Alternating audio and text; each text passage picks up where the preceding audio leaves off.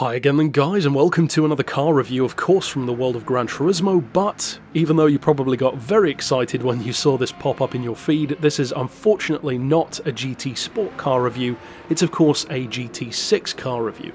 And it is no coincidence that I chose to start with the Lexus LFA, and neither is it a coincidence that I'm driving it on Silverstone. Those were two very deliberate choices because what I'm doing with these videos is similar to what I'm doing with Spirit of Le Mans. And for those who don't know, maybe you're very new to the channel, I've been revisiting some of my Gran Turismo 6 prototype car reviews, like the Pescarolos, that kind of stuff, because many of those cars, when I reviewed them on the channel, were in the potato cam days.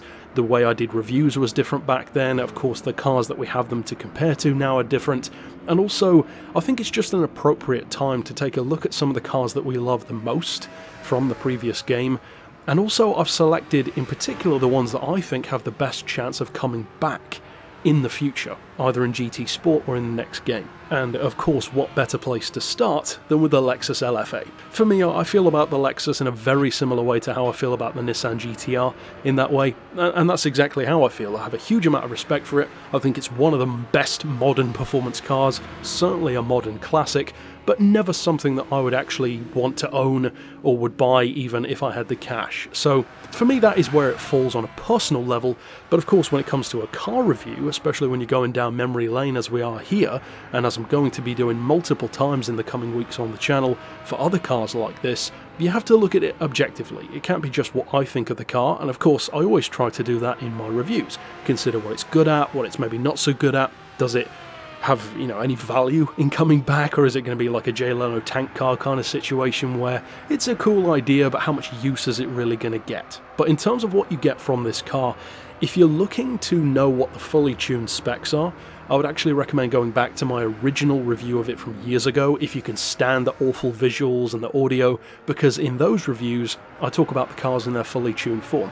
For this one though, I'm going to be doing it in the GT Sport style, which is completely stock, to show you what you get with the car straight off the bat. So in terms of spec, what does the Lexus give you? There are two to choose from. There's this and the Nürburgring edition. I'll probably just review this one. In terms of price, you're looking at 375,000 credits, and to me this seems like the kind of car that would probably retain that price if it were to return. I don't see it necessarily being any cheaper or more expensive. It's not really enough of a classic yet to justify that. In terms of the engine, of course, a Yamaha engineered alongside Lexus 4.8 litre naturally aspirated screaming V10, one of the best sounding modern engines, you could say, easily up there with the Carrera GT and any V10 that Lamborghini or Audi have. In terms of power, you're looking at 552, which, to put it into perspective, is on par with the earlier 2000s Bentley Continental GT, which doesn't sound as impressive when you put it that way, but of course that was a 6-litre W12, I believe, turbo aspirated engine. This one naturally aspirated. It's kind of like a race engine in effect in this machine, and of course when you need to manufacture an engine that can scream up to around 10,000 RPM without braking, Yamaha is one of the best people to bring in to develop that kind of engine. Now famously, and unless I'm mistaken, it may be a myth, but I believe Lexus actually lost money on the LFA because it was so expensive to develop and they put so much work into it, and that sounds entirely believable to me, in a similar way to how Volkswagen lost money on Bugatti making every Veyron. Now in terms of torque, not surprisingly, it's not the torquiest motor out there. It's a high revving V10, so that's not really the point. It's hardly a Dodge Viper engine. 354 pound-feet is actually not bad though. That's, for instance, around 50 pound-feet more than what my Maserati would have put out. So that's actually not bad at all in comparison to a large 2-ton car, for instance, which you would assume would need more torque than that to get it shifted. Now the weight of this machine is pretty good actually. It's no flyweight, but 1,480 kilos undercuts a lot of stuff like Lambos and Maseratis by a pretty significant margin. It's a good, 300 kilos lighter, roughly, than something like a Mercedes SLR McLaren, even more when you compare it to something like a Veyron, of course, or a big Mercedes AMG.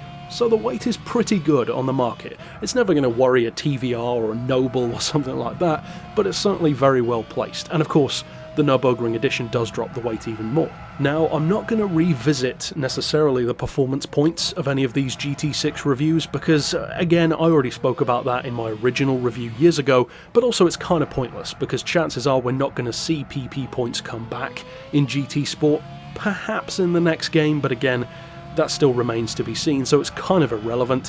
What is relevant though is how this car felt in GT6, and also where you could come in down in the comments as well, how do you think it would feel if it were to come back?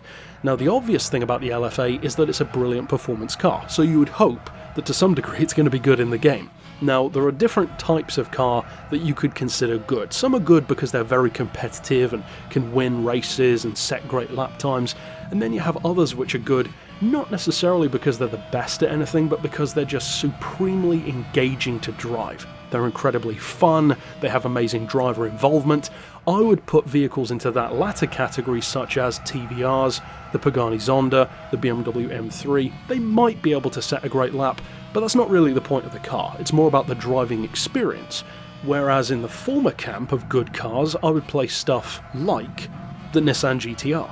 It's not necessarily got the most passion or character of any exotic out there, but put it around a track, it's going to give you a great time. Put it in a race and it's got a good chance of winning, and for a street car, it's a fantastic all-rounder. To me, I would put the Lexus, interestingly, dead centre.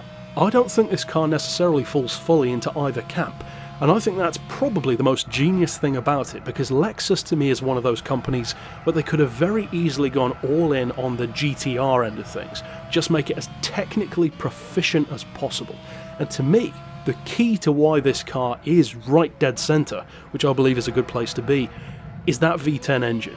It did not need a V10. In fact, I suspect it would have been significantly cheaper for them to develop a Nissan GTR style 6-cylinder or even an 8-cylinder, which of course Lexus has plenty of involvement with, or even outsourcing something like a V12. That would have been far more cost effective.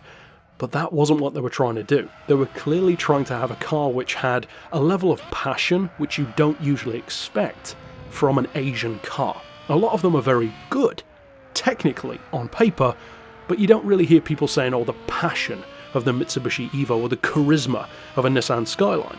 No, they're just fast and they're very good. And to me, that is the true brilliance of the LFA. It genuinely combines the technical proficiency, the engineering masterfulness of an Asian car, Yamaha involvement, Lexus anyway, of course with the Toyota roots, all that kind of stuff that you'd expect, no expense spared on development, getting the best minds involved, etc, etc.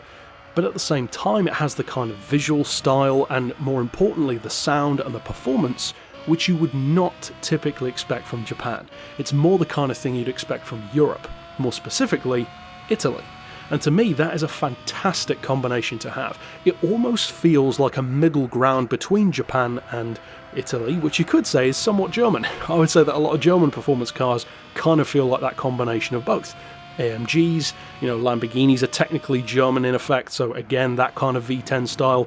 So overall, I think the LFA is a fantastic performance car in terms of enjoyment to competitiveness ratio, one of the best in fact in that regard, and I believe that if it were to return, not only would it be very widely used, I believe it actually would be very, very good.